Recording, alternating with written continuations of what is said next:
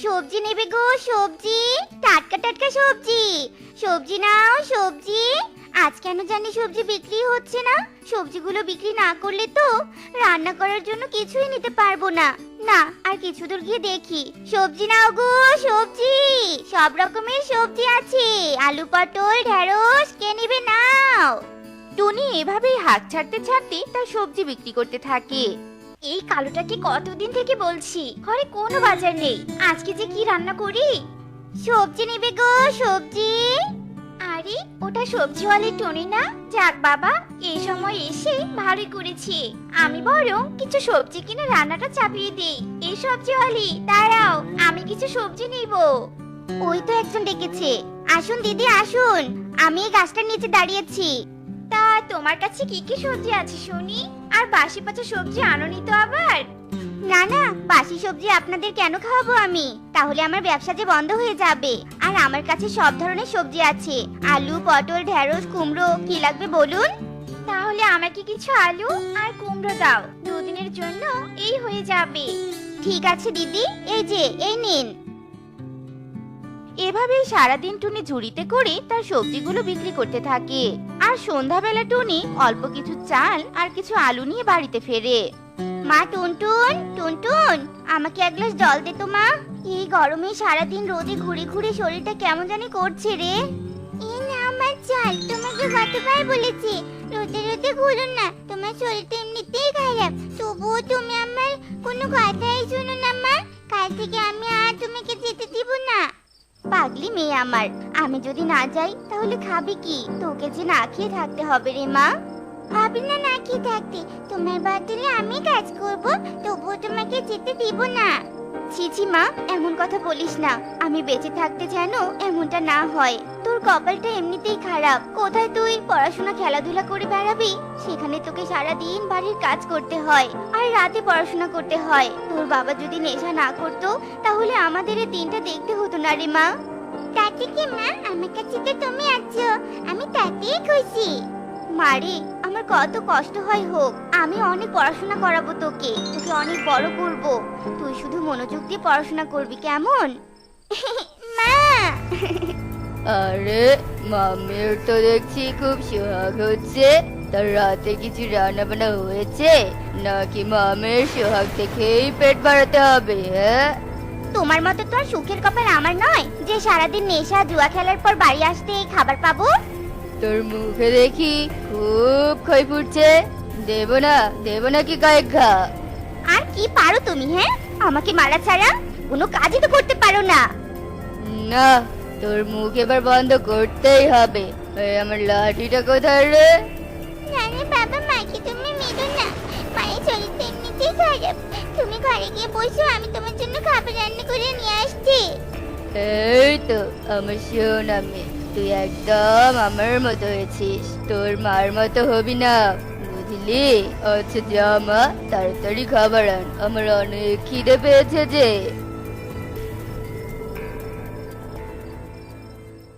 মা মা, ঘুমিয়েছো কি? না রে মা, ঘুমাইনি। কেন, কিছু বলবি? হ্যাঁ মা, আসলে তোমাকে যে কিভাবে বলি। এমন করে কেন বলছিস বলতো, বল কি হয়েছে? আসলে মা, গত 2 দিন থেকে আমার পরীক্ষা হচ্ছে। স্যার বলেছে কালকে যদি পরীক্ষার ফি না নিয়ে যাই তাহলে আমাকে পরীক্ষা দিতে দিবে না। ও, এই কথা। আচ্ছা দিব মা, সকালেই দিয়ে দিব, এখন ঘুমিয়ে পড়। মেয়েটাকে তো বললাম, কিন্তু কাল যদি টাকাগুলো দিয়ে দেই, সবজি কিনবো কি দিয়ে? টুনি এসব ভাবতে ভাবতে ঘুমিয়ে পড়ে। এরপর সকাল হয়ে যায়।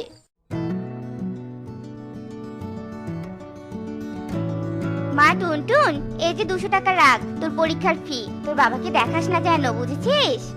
মা, তুমি টাকা পেলে কোথায়? সে তোকে ভাবতে হবে না, তুই শুধু মনোযোগ দিয়ে পড়াশোনা কর। মামি মিলে আমাকে ঠকানো, আমার চোখের আড়ালে টাকা জমানো, তাই না? দাঁড়া দেখাচ্ছি মজা। টুনটুন যেই না টাকাটা ব্যাগে রাখতে যাবে, অমনি সেখানে টোনা এসে টাকাটা কেড়ে নেয়। কি বাবা, তুমি আমার টাকা নিলে কেন? এটা তো মা আমাকে দিয়েছে আমার পরীক্ষার ফি দেওয়ার জন্য। তোর মাকে বলবি কালকে যেন তোকে আবার টাকা দেয়, এই টাকাটা আজকে আমার লাগবে। এমন করি না বাবা, আমি আমাকে অনেক কষ্ট করে মা টাকা দিয়েছে। তুমি এই টাকা দিয়ে নেশা করবে, কিন্তু আজকে যদি আমি পরীক্ষায় দিতে না পারি তাহলে আমাকে পরীক্ষা দিতে দিবে না বাবা। না দিলে দিবি না, তুইও তোর মায়ের মতো সবজি বিক্রি করবি? আরে এটা তো আমি ভেবেই দেখিনি। শোন, তোর বইপত্রগুলো আমাকে দিবি, এগুলো আমি বিক্রি করে দিব। আর কাল থেকে তুই তোর মায়ের সাথে সবজি বিক্রি করতে যাবি, তাহলে ডাবল টাকা পাওয়া যাবে, বুঝলি? বাবা আমি তোমার পায়ে পড়ি, আমার টাকা দিও না, আমাকে ফেরত দাও বাবা, আমাকে ফেরত দাও। সর আমার সামনে থেকে, সরে যা।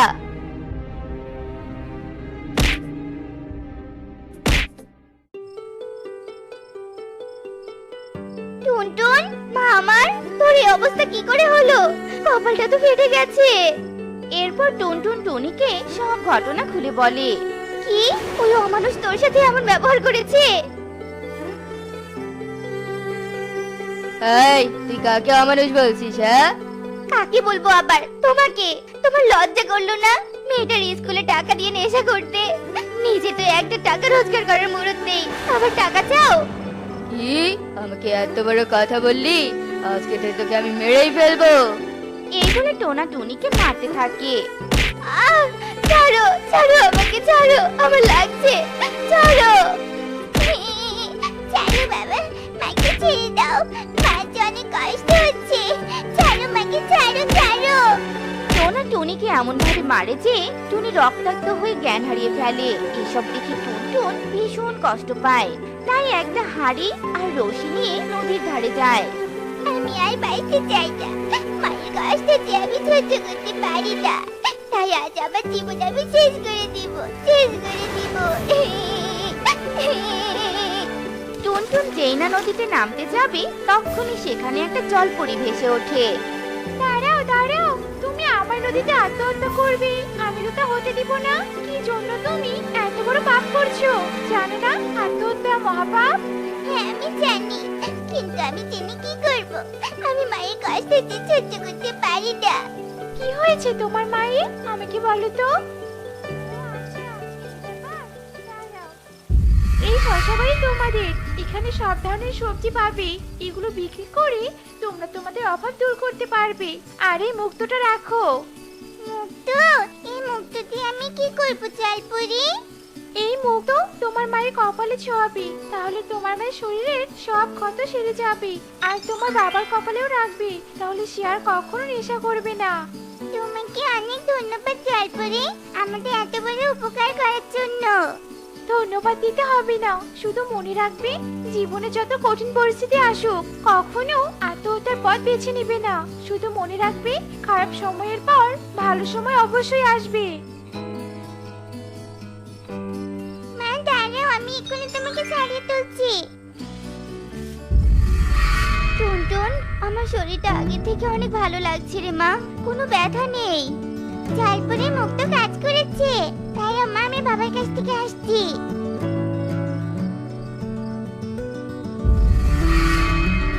মা টুনটুন, তুই আমাকে ক্ষমা করে দে। মা টুনি এসেছো, তুমি আমাকে ক্ষমা করে দাও, আমি আর কখনো নেশা করব না। টুনটুন, এসব কি করে হলো রে মা? এরপর টুনটুন টোনা টুনিকে সব ঘটনা খুলে বলে। আর সেই নদীর জলে শশা বাড়ি থেকে নানান ধরনের সবজি নিয়ে বিক্রি করতে থাকে। আর টুনটুন মনোযোগ দিয়ে তার পড়াশোনাও করে। এভাবেই আস্তে আস্তে টুনিদের সময় পরিবর্তন হয়ে যায়। তো বন্ধুরা, আমাদের আজকের এই গল্পটি তোমাদের কাছে কেমন লেগেছে তা কমেন্টে জানাতে ভুলো না কিন্তু। বনে অনেক পাখি বসবাস। ওই বনে এক গরিব টোনা তার গর্ভবতী স্ত্রী টুনি আর তার দুই মেয়ে টুকি আর টিংটিংকে নিয়ে বসবাস করত। ওরা যজ্ঞ কাকের বানানো একটা ভাঙা বাড়িতে থাকতো। টোনা ইট ভাটায় ইট বহনের কাজ করে তার সংসার চালাতো। বনে এখন প্রচুর শীতের প্রকোপ। শীতের সকালে টুনি টোনাকে বলে, টোনা, বনে তো প্রচুর শীত পড়েছে। শীতের কারণে ঘরে বাইরে কোথাও থাকা যাচ্ছে না। আমাদের ঘরটাও তো ভাঙা, তাই বলি কি টোনা, আমাদের ঘরটা মেরামত করে নাও না টোনা।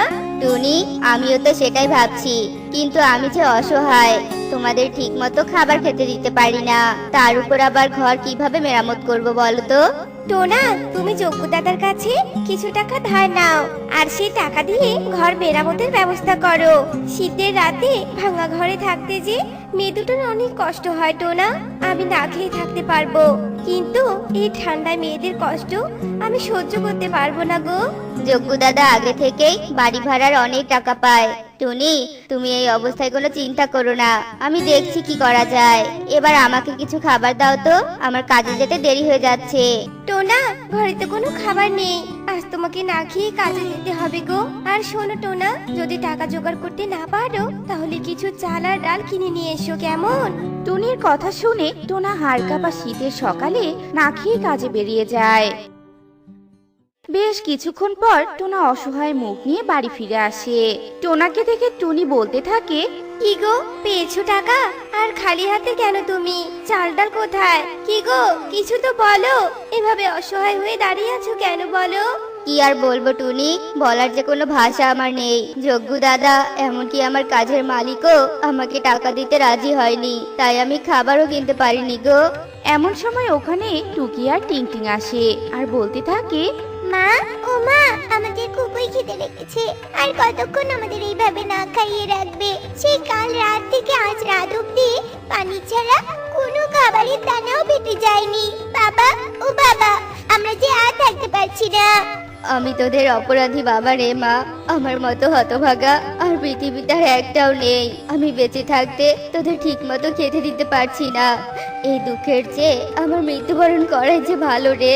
হে ঈশ্বর, তুমি আমাকে তুলে নাও, ঈশ্বর তুলে নাও। টোনা, তুমি এসব কি বলছো গো? তুমি পাগল হয়ে গিয়েছো নাকি? আর তুমি হতভাগা হতে যাবে কেন? তুমি পৃথিবীর সব থেকে ভালো। আমি ভালো নই টুনি, দেখো না এই অবস্থায় তোমার অনেক বেশি খাওয়া দরকার, আর আমি তোমাকে না খাইয়ে রেখেছি, আমাদের পেটের সন্তানটাকেও না খাইয়ে রেখেছি। এই শীতে আমি তোমাদের না ঠিক মতো খাবার দিতে পারছি আর না ভালো থাকার জায়গা দিতে পারছি। বাবা মা, তোমরা কেঁদো না, আমরা এই শীতে না খেয়ে থাকবো, তবুও আর খাবার চাইবো না। বাবা, তুমি আর কখনো পড়ার কথা বলবে না বাবা। এভাবেই না খেয়ে শীতে ভাঙা ঘরে কাঁপতে কাঁপতে রাত কেটে যায়। পরের দিন সকালে শীতের মধ্যে টোনা না খেয়ে কাজে চলে যায়। দুদিন না খাওয়ার কারণে টোনার শরীর অনেকটা দুর্বল হয়ে যায়। আর ভারী ভারী ইট এক জায়গা থেকে অন্য জায়গায় নেওয়ার সময় কয়েকটা ইট হাত ফসকে টোনার মাথার উপর পড়ে যায় আর টোনার মাথা ফেটে যায়। টোনা দুর্বল থাকার কারণে সেখানেই টোনা মারা যায়। আর বনের পাখিরা টোনার মৃতদেহটা তার বাড়িতে পৌঁছে দেয়। আর টুনি সেদিনই একটা ডিম দেয়।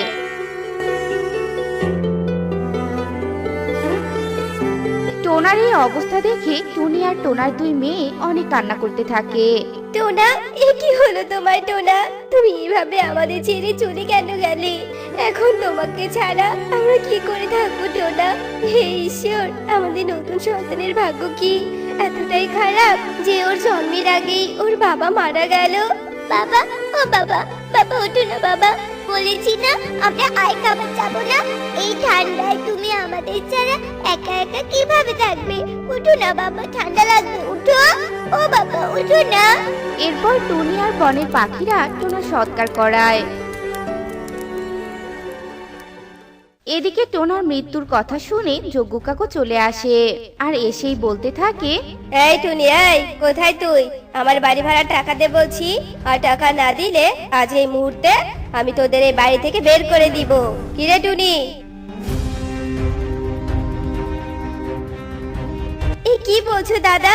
তুমি এই দুঃসময়ে আমাদের বাড়ি থেকে বের করে দিবে? তুমি যদি আমাদের এই বাড়ি থেকে বের করে দাও তাহলে আমরা এই শীতে ঠান্ডায় কোথায় যাব বলো দাদা? কোথায় যাবি সেই দায়িত্ব কি আমার নাকি? হ্যাঁ, আমি এখানে কোনো সিনেমা শুটিং করতে আসিনি। আমার সাফ সাফ কথা, আমি 10,000 টাকা পাই তোদের কাছে, আমাকে সব টাকা দিয়ে দে, নইলে এক্ষুনি ঘর খালি কর। দাদা, তুমি তো জানোই আমাদের অবস্থার কথা, তার উপর টোনা মারা যাওয়ার এখনো 2 দিন হয়নি। আমি এত টাকা কোথা থেকে দিব দাদা? দয়া করো দাদা, দয়া করো।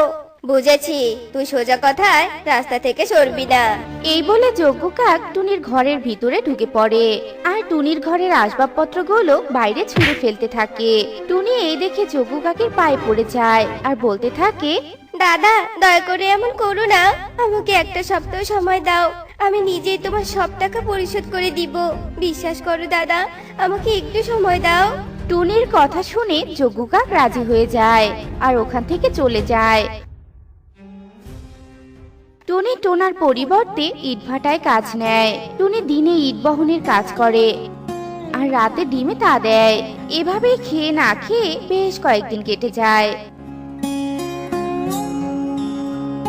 একদিন রাতে টুনির ডিম থেকে আরেকটা ফুটফুটে মেয়ে সন্তান হয়। আর টুনি অনেকটা দুর্বল থাকার কারণে সেখানেই মারা যায়। সকালে টুকি টিংটিংকে বলতে থাকে, টিংটিং, সকাল হয়েছে, কিন্তু মা এখনো উঠছে না কেন? মা তো এত সকাল অবধি শুয়ে থাকে না কখনো। মায়ের খুব ঠান্ডা লেগেছে নাকি? চল তো দেখি। এই বলে ওরা টুনির কাছে যায় আর টুনির পাশে ওদের ছোট্ট বোনকে দেখে অনেক খুশি হয়। ওদের দুজনকে দেখে ছোট্ট ছানাটা কান্না করতে থাকে। এই দেখে টিংটিং ওকে কোলে নেয় আর টুকি তার মাকে ডাকতে থাকে। মা, ও মা, উঠো না মা। দেখো, তোমার জন্য ছোট বোন অনেক কান্না করছে। ওর মনে হয় খুব খিদে পেয়েছে মা। ও মা, মা, মা, ওঠো না মা।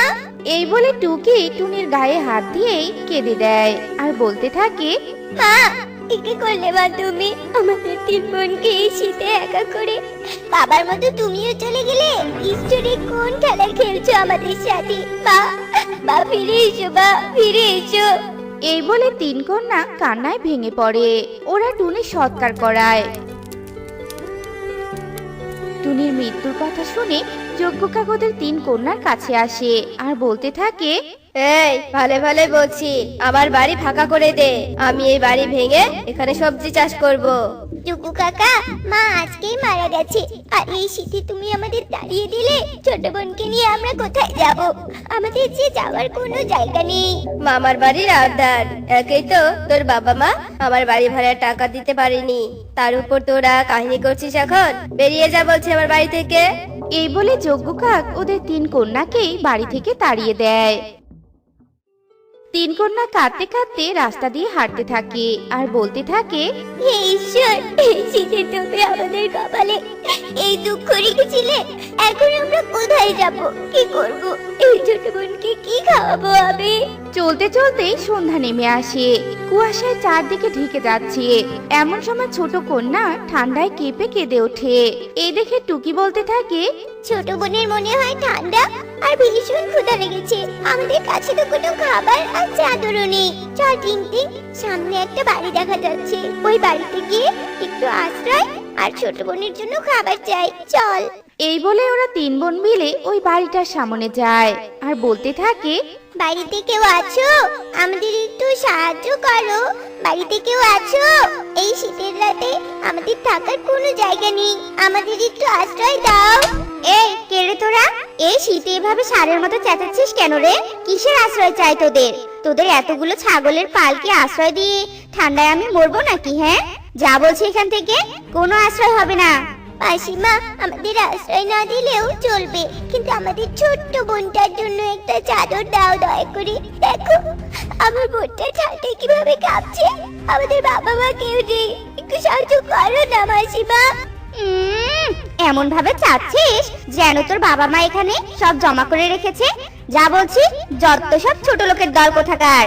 এই বলে শালিক ওদের মুখের উপর দরজা বন্ধ করে দেয়। ততক্ষণে কুয়াশায় চারিদিকে ছেয়ে আসে। অসহায় তিন কন্যা শীতের রাতে একটা গাছতলায় বসে কাঁপতে থাকে। রাত যত গভীর হয় শীতের প্রকোপ আরো বাড়তে থাকে। শীতে কাঁপতে কাঁপতে আর কান্না করতে করতে সব ছোট কন্যা এক পর্যায়ে শান্ত হয়ে যায়, মানে সে মারা যায়। এই দেখে টুকি আর টিংটিং অনেক কান্না করতে থাকে আর বলতে থাকে, বোন, বোন, কি হলো তোর? তুইও বাবা মার মতো আমাদের ছেড়ে চলে গেলি। তোকেও আমরা এই শীতের হাত থেকে বাঁচাতে পারলাম না। ঈশ্বর, দয়া করে শীতটাকে একটু কম করে দাও। ওরা ওদের ছোট বোনের মৃত দেহ নিয়ে কান্না করতে থাকে। এমন সময় ওই দিক দিয়ে কবুতর যাচ্ছিল আর শীতের রাতে ওদের তিন কন্যাকে দেখে ওদের কাছে আসে আর বলতে থাকে, কি ব্যাপার? এই শীতের রাতে তোমরা এইভাবে কান্না করছো কেন? কি হয়েছে তোমাদের? আমাকে বলো। কবুতরের কথা শুনে টুকি সব কথা খুলে বলে। সব শুনে কবুতরের অনেক মায়া হয় আর কবুতর বলতে থাকে, ইস, তোরা কত ছোট, অথচ কত দুঃখ বহন করছিস। তবে আজ থেকে আমি তোদের বাবা, তোরা আমার বাড়িতেই থাকবি। এই বলে কবুতর ওদের ছোট বোনের সৎকার করায় আর ওদের দুই বোনকে সাথে নিয়ে যায়। তো বন্ধুরা, আমাদের আজকের এই গল্পটি তোমাদের কাছে কেমন লেগেছে তা কমেন্টে জানাতে ভুলো না কিন্তু।